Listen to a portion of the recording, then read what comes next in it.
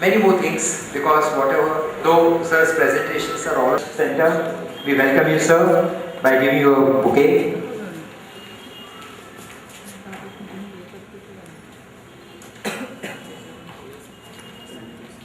I would request our senior professor, Shekhar Joshi sir, to present a bouquet on behalf of the college.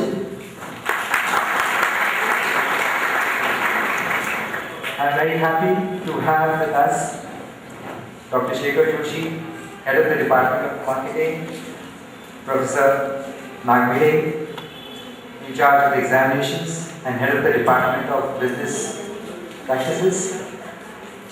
Ashilsha Madam, you all know, she takes care of the Vidyarthini Manch, and Mrs. Kanchanika, who works tirelessly for the various activities of the Women Empowerment Cell. With these few words, I now ask the anchor person to take care of the session. Thank you. Doctor Mahesh Karandikar sir आज या कार्यक्रमासाठी उपस्थित आहेत. ते नाशिकमधील प्रख्यात doctor असून ते MS MCH आहेत व न्यूरोसर्जन म्हणून सर्वांना परिचित आहेत. Ruby hospital, Dinanath Mangeshkar hospital, Apollo अशा नामांकित हॉस्पिटलचे ते संलग्न आहेत आणि ते या क्षेत्रात अनेक वर्षे कामही करत आहेत. To Principal Kalal for bringing us together right at the beginning of 2015, and when we wish each other a very very happy new year, one has to wait for a while and decide few things as to how could we make the year happy or rather happier than earlier.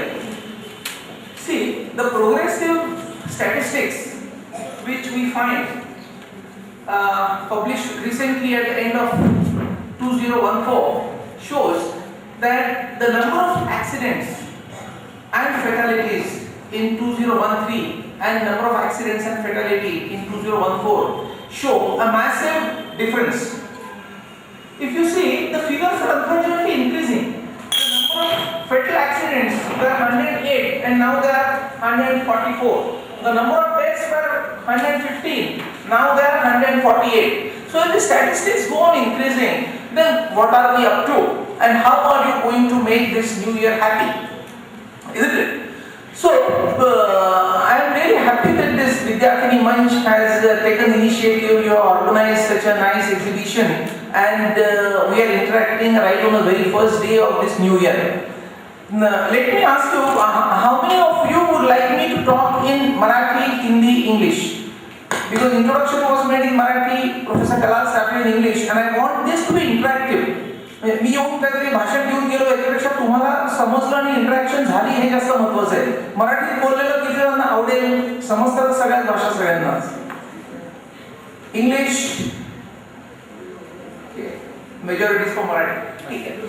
आपण या वर्षामध्ये काय चांगलं केलं पाहिजे याचा आपण पहिल्यांदा विचार करूया. आणि हे रोड सेफ्टीचं जर स्टॅटिस्टिक्स असं दिवसेंदिवस वाढतच राहिलं, ऍक्सिडेंट्स होत राहिले आणि डेथ्स होत राहिल्या, तर त्याचे खूप सिरियस परिणाम होतात. आणि हे टाळण्यासाठी आपण काय केलं पाहिजे याचा आपण विचार करू. आणि तो जर विचार आपला नीट झाला तर निश्चितपणे आपलं नवीन वर्ष सगळ्यांना सुखाचं जाणार आहे. खूप ऍक्सिडेंटचं प्रमाण वाढतं. आपण पेपरमध्ये बातम्या बघतो तेव्हा आपल्या मनात येतं की रस्तेच नीट नाहीत, स्पीड ब्रेकर नीट नाहीत, खड्डे आहेत म्हणून ऍक्सिडेंट्स होतात. पोलीस लोक काय करतात, त्यांची जबाबदारी ऍक्सिडेंट टाळण्याची. नवीन नवीन मॉडर्न हॉस्पिटल्स नाशिकमध्ये व्हायला पाहिजेत. पेशंट्स खूप वेळा मुंबईला न्यायला लागतात. तर ह्या सगळ्यामध्ये आपण इतरांना दोष देतो, पण असं म्हटलं जातं की everybody wants change, but how many of us try to change? Everybody wants a change. सगळ्यांना असं वाटतं सगळं व्हावं, but how many of us would like to change ourselves? आपण स्वतः किती बदलायचा प्रयत्न करतो, पण खूप गोष्टी आपल्या हातात असतात पण ते आपण करत नाही. कॉमनेस्ट रोड सेफ्टीचं एक्झाम्पल इज दिस. जी हिरोगिरी चालते, वाहन चालवताना कॉलेज रोडलाच मागे इन्सिडेंसेस झाले होते की शो ऑफ करायचा आणि वेगवेगळ्या कसरती आणि सगळे प्रकार मोटरसायकलवर करून दाखवायचे. अशा पद्धतीने जर व्हेइकल चालवलं गेलं, हरवळ्यामध्ये पेशंट्स आणले जातात, मोस्टली यंग असतात. आणि त्यांच्या आई वडिलांच्या डोळ्यामधून अश्रूंच्या धारा वाहत असतात लिटरली, आणि तो सीन असा असतो की मन हेलावून जातं. 2-3 मेजर फ्रॅक्चर्स असतात, 2-3 मेजर वुंड्स असतात, ब्रेन ह्युमरेज असतो, कोमामध्ये असतो मुलगा किंवा मुलगी, आणि ब्रेन ट्युमर किंवा इतर जे आजार आहेत ते अनफॉर्च्युनेटली टाळता येत नाही, कारण ब्रेन ट्युमर का होतो हेच आपल्याला माहित नाहीये. त्याच्यामुळे एखाद्याने जर विचारलं की ब्रेन ट्युमर मला होऊच नाही म्हणून मी काय काळजी घेतली पाहिजे, त्याचा आन्सर नाहीये.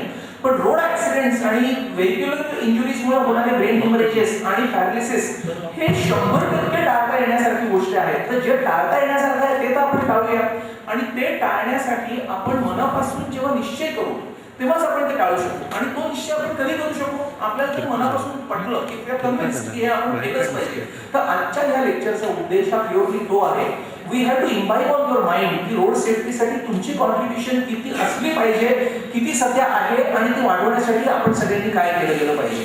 म्हणजे प्रत्येक वेळी जो बोट दुसऱ्याकडे दाखवलं जातं तेव्हा 4 बोट आपल्या स्वतःकडे असतात. तर आपण काय करू शकतो हे आपण जर बघितलं तर आपण रोड सेफ्टी निश्चितपणे पोहोचली केली असं आपल्याला म्हणता येईल. खूप वेळा आई वडील प्रेमाने हेल्मेट घेऊन देतात. हेल्मेट नाही असं नसतं, पण ते हेल्मेट असं जवळजस आहे मिरवायचं. ते हेल्मेट माझ्याकडे आहे पण ते डोक्यात घालायचं नाही, आणि कोणीतरी मग सांगतो की अरे पुढे पोलीस आहे चेकिंग करतायत, मग हेल्मेट 2 मिनिटं डोक्यावर घालायचं. प्रश्न असा आहे मित्रमैत्रिणींनो की हे हेल्मेट तुमच्या स्वतःसाठी आहे का पोलीससाठी आहे? पोलीस पकडून 200-500 रुपये दंड करतील म्हणून हेल्मेट घालायचं नाहीये. तर ब्रेन इंजुरी आणि स्पाइन इंजुरीनी किती डेंजरस गोष्टी होतात हे आपण आता पुढच्या लेक्चरच्या भागामध्ये बघूया, आणि मग त्याच्यानंतर 15-20 मिनिटं हे टाळण्यासाठी काय करूया ते बघूया. आणि मग मला असं वाटतं काही मनामध्ये तुमच्या प्रश्नोत्तर असतील तर ते प्रश्नोत्तर कव्हर करू. असे आपण 3 पार्ट्स करू. पहिले 15-20 मिनिटं ब्रेन आणि स्पाइन इंजुरी सांगतो, मग 15-20 मिनिटं ते टाळायचं कसं ते सांगतो, आणि मग 15-20 मिनिटं आपण इंटरॅक्शन करू, क्वेश्चन आन्सर्स करूया. केकेवार कॉलेजच्या स्टुडंट्स पैकी एक रात्री जेवायला गेले उशिरा. आजकाल 31 डिसेंबर साजरं करणं हे खूप मोठी फॅशन झाली आहे, वेगवेगळ्या पद्धतीने साजरं करणं. काल पोलीस कमिशनर साहेबांशी बोलत होतो तर ते म्हणाले 31 डिसेंबर आहे तर सगळे दारू पिणार, धिंगाणा करणार, वेगवेगळे व्हेइकल्स चालवणार. हे बरोबर आहे का हा आपण विचार केला पाहिजे. म्हणजे नवीन वर्षाचा संकल्प आपण काहीतरी प्लॅनिंग आणि नवीन वर्ष आपण कसं चांगलं घालवू याचा विचार करायला 31 डिसेंबर घालवायचा, आनंद साजरा करायला घालवायचा. आनंद साजरा केलाच पाहिजे, पण त्या दोन्हीचा ब्लेंड जर आपण करू शकलो आणि if you can behave yourself within certain framework, तर मला असं वाटतं की आपण नवीन वर्षाचं स्वागत हे जास्त चांगल्या पद्धतीने केलं असा त्याचा अर्थ होईल. केकेवार कॉलेजच्या इंजिनिअरिंग स्टुडंट्स पैकी एक जण रात्री असे जेवायला गेले आणि they had a fall from motorcycle. Helmet घातलेलं नव्हतं, हॉस्टेलवर जाऊन झोपले. खूप वेळा काय होतं, हा point which I making is, खूप वेळा मोठी जखम नसते तरी सुद्धा कवटी आणि मेंदू याच्यामध्ये ब्लिडिंग हळूहळू जमा होतं आणि नंतर त्याचे कॉन्सिक्वेन्सेस सिरियस होतात. तर ते रूममध्ये जाऊन झोपले रात्री 1-2 वाजता, आणि सकाळी 6 वाजता he was found unconscious in the room. म्हणजे रूम तोडून ते त्याला बाहेर काढावं लागलं, आणि तोपर्यंत it was very late. See, brain इंजुरीजमध्ये अर्ली ट्रीटमेंट इज इम्पॉर्टंट. त्याच्यामुळे एकदा वेळ हातातली गेली की तुमचा जीव वाचवणं कठीण असतं, किंवा जीव जरी वाचला तरी you end up with paralysis, आणि कायमचा पॅरालिसिस, लाईफ टाईम पॅरालिसिस. याच्यासाठी योग्य त्या काळाच्या योग्य वेळी घेणं आणि हेल्मेट घालणं हे अत्यंत क्रमप्राप्त ठरतं आणि अत्यंत आवश्यक आहे.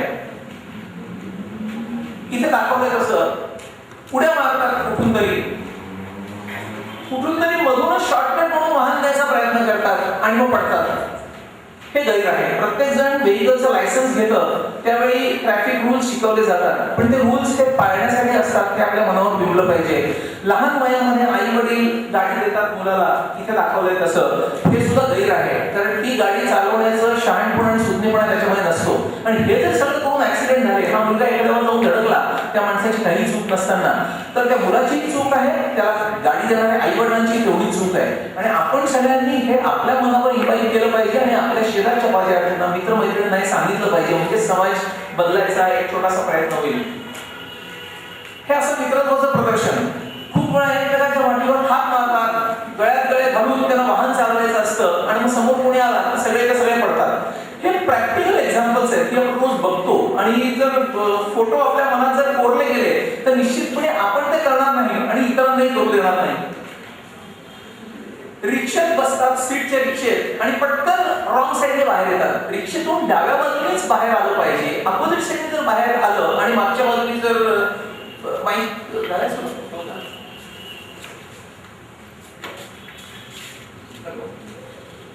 हॅलो, जर अपोजिट साईडने उतरलं आणि मागून येणाऱ्या व्हेइकलवर टॅक्स झालं तर नॅचरली हा बाहेर येणारा माणूस जबाबदार आहे त्याला. हे आणखी एक कॉमन दृश्य आपल्याला दिसतं. हे जे काय बांधतात तोंडाला ते खूप वेळा डोळ्यावर येतं आणि ते खरंच बांधायला हवं का नको, त्याला दुसरी काही ऑप्शन्स आहेत. हेल्मेट घालणं आवश्यक आहे का? जर थंड वाऱ्यापासून धुळीपासून प्रोटेक्शन हवं असेल तर ते helmet with glass in front नसतं का? हे सगळे आपल्या मनाला विचार करायला मला प्रश्न आहे. म्हणजे आपणच सगळं आपल्याला विचार करायचा आहे. खूप वेळा आम्ही पेशंट बघतो की हे असं चालत असताना हे छोटंसं डोळ्यापुढे येतं आणि मग त्याने ऍक्सिडेंट होतो. तर हे आपण टाळलं पाहिजे. एक व्हेइकलवर इथे 4-4 जण पूर्ण कुटुंब दाखवलंय जाताना, तसेच आपले मित्रमैत्रिणी एक व्हेइकलवर स्वार होऊन जातात. हे सुद्धा ऍब्सोल्युटली चुकीचं आहे. हे आपल्या मनावर अगदी असून भरलं गेलं. डिस्ट्रॅक्शन वाईल ड्रायव्हिंग, समोर चालून वाहन समोर बघूनच वाहन चालवायला पाहिजे. इकडे तिकडे लक्ष जातं आणि अटेन्शन सिकिंग गोष्टींकडे लक्ष दिलं जातं. ही स्वीडिश गव्हर्नमेंटच्या सरफेस ट्रान्सपोर्ट मिनिस्ट्रीकडचा एक सेमिनार झाला होता, तेव्हाची स्लाइड आहे. म्हणजे जगभर हे सगळं सांगण्याची आवश्यकता आहे आणि खूपसे फेटल ऍक्सिडेंट्स असे होतात. आपल्या देशामध्ये 1% ऍक्सिडेंट्स जगातले होतात. सॉरी 1% व्हेइकल्स आहेत, पण ऍक्सिडेंट मध्ये 6% होतात. एवढं हे डेंजरस स्टॅटिस्टिक्स आहे. आणि त्याच्यामुळे रोड ऍक्सिडेंटचं प्रमाण हे कॅन्सर, हार्ट अटॅक आणि टीबीच्या नंतर 4थ्या नंबरवर सध्या आहे. हे आपल्याला कमीत कमी केलं पाहिजे. 17% मॉर्टॅलिटी आहे. म्हणजे 100 ऍक्सिडेंट व्हिक्टिम्स पैकी 17 लोकांची डेथ ऍक्सिडेंटमुळे होते. आणि 65% मॉर्टॅलिटी आहे. म्हणजे 65% पेशंटला तुम्हाला वास यायचं निघून जातं, कोणी बहिरा होतं, कोणाला पॅरालिसिस होतो, कोणाचा युरिनवरचा कंट्रोल जातो, अशा डेंजरस गोष्टी होतात. जगामध्ये 50 पैकी 1 जण मरतो डेथ टू इंजुरी रेशो, पण आपल्या देशामध्ये मात्र दर 5 पैकी 1 जण मरतो. हे पण स्टॅटिस्टिक्स बदलण्याचा कुठेतरी प्रयत्न झाला पाहिजे.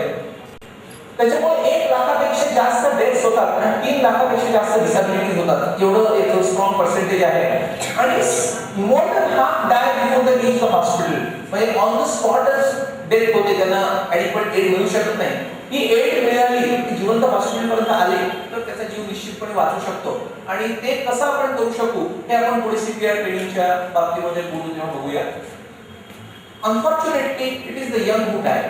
म्हणजे सगळे तरुण मुलं मुली जे फास्ट व्हेइकल चालवतात, 20 ते 40 वयोगटामध्ये मॅक्सिमम ऍक्सिडेंट्स व्हिक्टिम्स असतात आणि त्याच्यामुळे त्यांची पूर्ण फॅमिली जी असतात त्या फॅमिली आणि उद्ध्वस्त होताना बघतो. म्हणजे डेथ झाली तरी आणि पॅरालिसिस झाला तरी, बोथ वेज.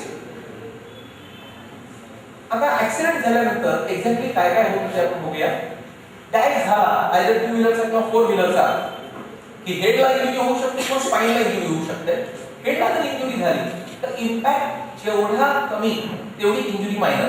म्हणजे सगळ्यात कमी इम्पॅक्ट होतो हेल्मेट असताना, कारण helmet takes most of the brunt आणि तुमच्या डोक्यापर्यंत ब्रेन पर्यंत इंजुरीचा इम्पॅक्ट तो जाऊ देत नाही. तर हेल्मेट असताना होणाऱ्या इंजुरीज पैकी कॉमन गोष्टी म्हणजे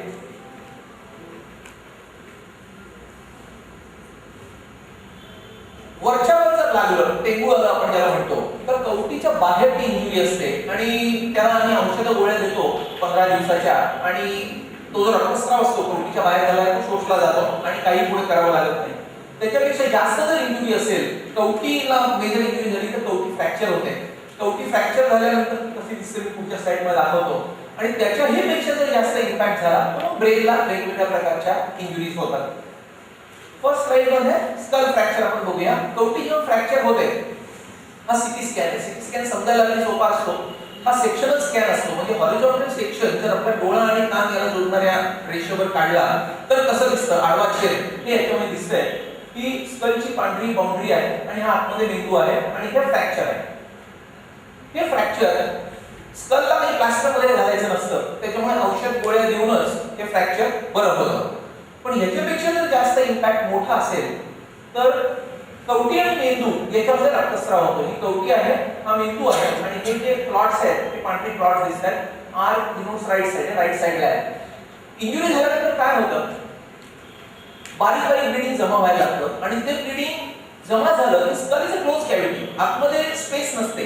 तर ही जी स्पेस असते ही at the cost of compression of brain होते. म्हणजे ब्रेन चेपला जातो आणि स्कल आणि ब्रेनच्या मधल्या जागेमध्ये हे ब्लीडिंग जमा होतं. हे जेव्हा ब्लीडिंग जमा होतं तेव्हा ब्रेनचा जो भाग चेपला जातो त्या भागाचा पॅरालिसिस होतो. हाताचा भाग चेपला गेला तर हाताचा पॅरालिसिस होतो, पायाचा भाग चेपला गेला तर पायाचा पॅरालिसिस होतो. आणि लवकरात लवकर हे जर ब्लीडिंग आपण काढून टाकलं तर त्या मेंदूच्या भागावरचा दाब काढला जाऊन पुन्हा तो भाग एक्सपांड होतो आणि एक्सपांड झाल्यानंतर तो पॅरालिसिस जातो. म्हणजे माणूस हातपाय हलवू शकतो. पण एका ठराविक लिमिट नंतर जर तो भाग पूर्ण डेड झाला तर मग ऑपरेशन करून क्लॉट्स काढले तरी उपयोग होत नाही. क्लॉट्स काढायला आम्ही समजा इथे क्लॉट्स आहेत तर 4 ड्रिल्स करतो. त्या ड्रिल्सच्या टिपला स्पेशल सेन्सर असतात. खूप जण विचारतात की ते ड्रिल आत जाऊन ब्रेनला तर इंजुरी होत नाही, तर तशी होत नाही. हार्ड स्कल थांबलं की ब्रेन सॉफ्ट असतो त्यामुळे ते ड्रिल थांबतं. नंतर एका कटरने ही चारही भोकं आम्ही जोडून टाकतो. मग पेटीचं झाकण उघडावं तसा फ्लॅप आम्ही ओपन करतो आणि मग क्लॉट जे असतात ते सगळे काढून टाकतो. सलाईन पोर करून ब्रेन धुवून टाकतो. वॉश फायनल सलाईन वॉश त्याला म्हणतो. आणि मग हे झाकण असं बंद करून पुन्हा ठेवून देतो. आणि जेव्हा ड्रिल करून होल्स करतो स्कलला त्यावेळी बोन डस्ट उडते. म्हणजे सुतार काम करताना कशी सॉ डस्ट होते तशी बोन डस्ट होते. ती नर्स आमची एका सलाईनमध्ये कालवते आणि मग बाउलमध्ये त्याची पेस्ट बनलेली असते. ती पेस्ट या अलॉंग फ्रॅक्चर लाईन शेवटी फ्रॅक्चरच केलेलं असतं. तिथे टाकून दिलं की ते पूर्ण बरं होतं. पण हे पहिल्या 12 तासामध्ये करायचं असतं. हे जर 24 तासानंतर केलं तर तो पॅरालिसिस परमनंट राहतो. कधी कधी हाताचा, कधी कधी पायाचा, कधी कधी दोन्ही हात दोन्ही पाय.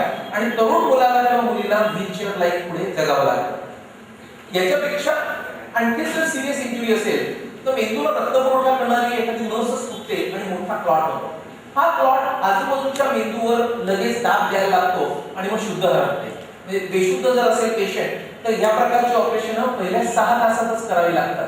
कारण नाही तर जीव त्याचा वाचवणं अवघड असतं. पण ब्रेनच्या आतमधलं प्रेशर एकदा वाढायला लागलं की श्वासोश्वास पण थांबतो आणि श्वासोश्वास थांबल्यानंतर ऑक्सिजनेशन, लॅक ऑफ ऑक्सिजनेशनमुळे डेथ होते. तर हे जे प्रमुख इम्पॅक्ट्स मी आता सांगितले हे इम्पॅक्ट्स जेवढा कमी तेवढं तुम्ही superficial injury are easy to manage. ही गोष्ट लक्षात ठेवली पाहिजे. आता मेन मॉर्बिडिटीज हेड इंजुरीच्या काय काय होऊ शकतात. आपली बुद्धी, स्मरणशक्ती, एकाग्रपणा, आपला सगळा इंटेलेक्च्युअल अकॅडमिक परफॉर्मन्स, आवडीनिवडी, पर्सनॅलिटी, ऐकू येण्याची क्रिया, बघण्याची क्रिया, अशा अनेक क्रिया वेगवेगळ्या परम्युटेशन्स आणि कॉम्बिनेशन्सनी जाऊ शकतात. ही मेजर मॉर्बिडिटी आहे आणि आयुष्यात खरोखरच खूप हॉरिबल होऊ शकतं. म्हणजे एकदा ते झाल्यानंतर पेशंट डिस्चार्ज करताना जर मॉर्बिडिटी असली तर डोळ्यात पाणी येऊन ते विचारतात की डॉक्टर हे आता किती दिवसांनी बरं होईल. त्याचं उत्तर असतं कधीच बरं नाही होणार. तो ब्रेनचा पार्ट काळा पडलाय. कारण 2-3 दिवसानंतर ऑपरेशनला येतात खूप लोक. खूप वेळा काय होतं की कुठेतरी वडाळी होळी, चांदवड तिकडे जर ऍक्सिडेंट झाला तर तिथेच आधी ऍडमिट करतात. जखमेला टाके घालतात. मग दुसऱ्या दिवशी चेहरा तर पॅरालिसिस झाला तर मग त्यांना वाटतं की नाही आता नाशिकला कुठेतरी मोठ्या डॉक्टरकडे हलवू आणि तो हलवूपर्यंत हातापायाचा पॅरालिसिस होऊन जातो. आणि हे जे 1-2 दिवस जातात त्या 1-2 दिवसामध्ये परमनंट डॅमेज इज डन. त्याच्यामुळे early intervention within first 6 hours is mandatory आणि रिझल्ट्स आर वंडरफुल. म्हणजे लिटरली क्लॉट्स काढून टाकल्यानंतर दुसऱ्या दिवशी पेशंट चाला फिरायला लागतो. म्हणजे हिंडतात फिरतात. म्हणजे we have videos of all this patients immediately come in time. आता याच्यात सगळ्यात डेंजरस म्हणजे फिट्स. एपिलेप्सीचा जो प्रकार आहे, फिट्स येतात. डोक्याला लागलं की काय माणसावर फिट्स येऊ शकतात असं म्हणतात. फिट्स कोणी बघितल्यात आपल्यापैकी? Just raise your hands. Fits आलेल्या ओके, काही जणांनी बघितल्या. एक मी तुम्हाला छोटीशी क्लिप दाखवतो. फिट्स कशी येते, कधी येऊ शकते, अनप्लॅन्ड येऊ शकते आणि कुठे पार्टीमध्ये गेले, गप्पा मारतायत, एका फंक्शनला जमलेले आहेत, त्यांना माहित नाही फिट्स येणार. आता या ज्या बाई आहेत यांना अचानक जर आपण ऑब्झर्व केलं तर सडनली मसल्स कॉन्ट्रॅक्ट व्हायला लागतात पूर्ण शरीराचे.